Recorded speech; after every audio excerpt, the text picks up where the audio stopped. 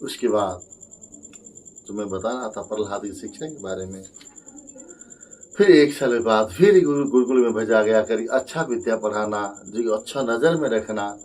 तो 1 साल बाद जब आते हैं दोबारा, फिर पूछ रहे कौन सा विद्या अध्ययन किया बताओ। तो प्रहलाद महाराज ने कह रहे 9 विद्या मैंने अध्ययन किया, 9 डिग्री पास करके आया। और कौन सा है? सोच रहे थे सम दम तप, कैसा मारना कैसा लूटना, इस विद्या से सीखे होंगे, सोच रहे थे पिताजी ने।